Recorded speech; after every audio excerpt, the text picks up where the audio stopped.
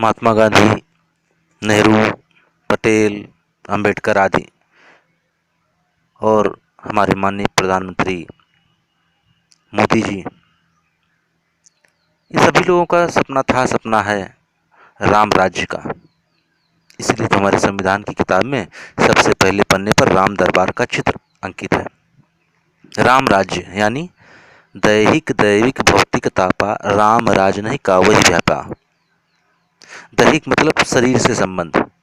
इस संबंध में उच्चतर सोच हमारे प्रधानमंत्री मोदी जी की, जिन्होंने स्वच्छ भारत मिशन से एक आंदोलन किया, यानी हमारे आसपास का वातावरण साफ है, स्वच्छ है, तो हम कई शारीरिक बीमारियों से बचकर स्वस्थ, निरोगी, लंबा जीवन प्राप्त कर सकते हैं। स्पष्ट है कि राम के राज्य में वातावरण और शारीरिक शुद्धता और विचारों की शुद्धता बहुतायत रूप से प्रचलन में थी।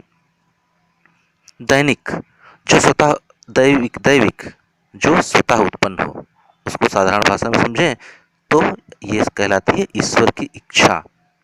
जैसे चेचक, उन्माद शारीरिक दुर्घटना से जोड़कर किया जाता है। आज भी चेचक, उन्माद आदि को देवी देवताओं और भूत प्रेत से जोड़ा जाता है। डॉक्टरी सहायता के बजाय पहले ओझा तांत्रिक का सहारा लिया जाता है। इस चक्कर में मरीज की तबीयत या तो एकदम बिगड़ जाती है और अधिकतर मामलों में उसकी मृत्यु तक हो जाती है। कारण शिक्षा और सजगता का अभाव।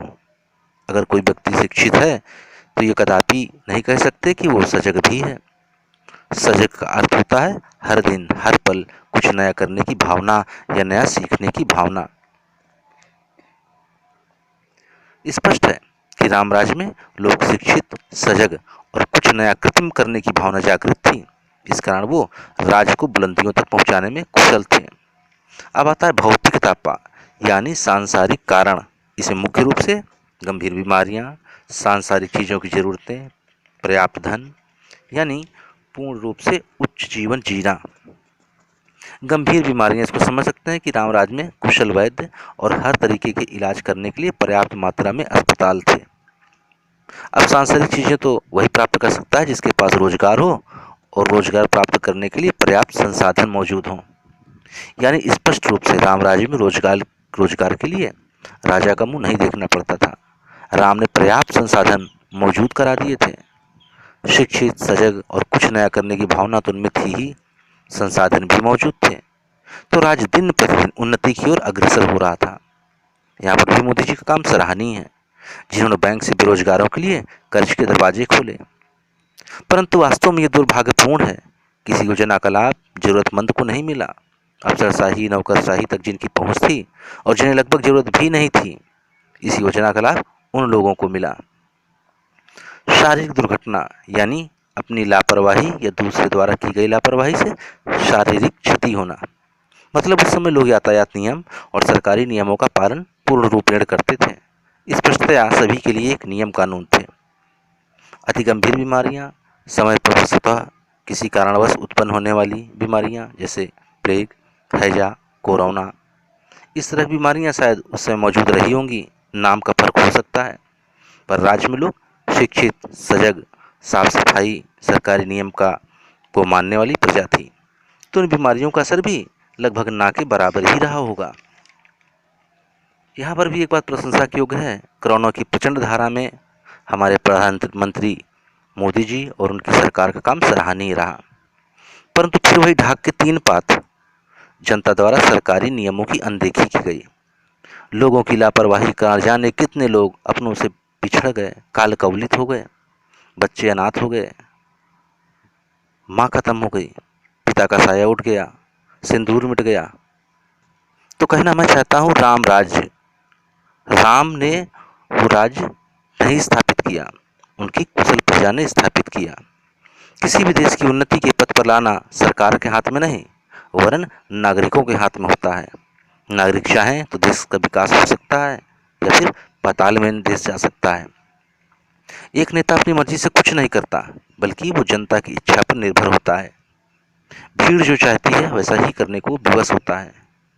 कई विकसित देश यूं ही विकास नहीं किए हैं, उनको ईश्वर ने कोई आरक्षण नहीं दिया।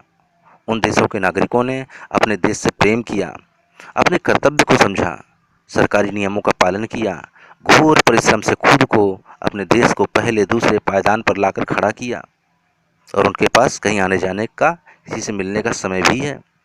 और एक तरफ कई पिछड़े देश हैं जहाँ पर उन्हें अपने कर्तव्य का बोध नहीं, अस्त व्यस्त जीवन जीते हैं, और इसी कारण उनके पास समय का अभाव। क्या कारण हो सकता है कि भारत जैसे तमाम देश के अमीर परिवार आज अमेरिका, मॉरिशस जैसे देशों में बस रहे हैं या बसने की तैयारी कर रहे हैं? इस पुस्तया असुरक्षा की भावना, जहाँ के लोग राष्ट्र हित को न मानकर व्यक्तिगत स्वार्थ में ही लगे रहते हों, उस देश में जान माल का खतरा बड़े पैमाने पर निश्चित है। न्याय की आस भी कम दिखाई पड़ती है, क्योंकि वहीं के लोग आपस में दंगा फसाद, अवैध कब्जा, हत्या जैसे जघन्य अपराध करके माननीय न्यायालय को फाइलों के बोझ से दबा देते हैं। इसलिए न्यायालय के पास उतना वक्त भी नहीं है। उनके पास समय हो सकता है, उन व्यक्तियों के पास समय हो सकता है, इसलिए वो न्यायालय के काम में एक तरह से रुकावट डालते रहते हैं। जिन्हें त्वरित न्याय की जरूरत है, ऐसे कर्तव्यहीन नागरिकों के कारण ही उनको शायद जीवन भर न्याय मिल ही नहीं पाता है, या फिर बहुत देर हो जाती है। एक देश तभी पनप सकता है जब आपसी तालमेल हो, खुद तरक्की करके दूसरों के लिए भी सम्मान सहित रोजगार का अवसर प्रदान करें एक दूसरे को। एक गांव मिलकर देश को आत्मनिर्भर बना सकता है। खाली वक्त में गांव कस्बों में हरियाली यानी पेड़ पौधे लगाना, खेल का मैदान बनाना, साफ करना, गांव की नाली सड़क को टोली बनाकर साफ करना इत्यादि काम करके देश सेवा में अपना योगदान कर सकते हैं। छोटा काम बड़ा काम, इस भावना को दिल से ही निकाल देना है, उचित है, क्योंकि हर कोई व्यक्ति सम्मान का पात्र है।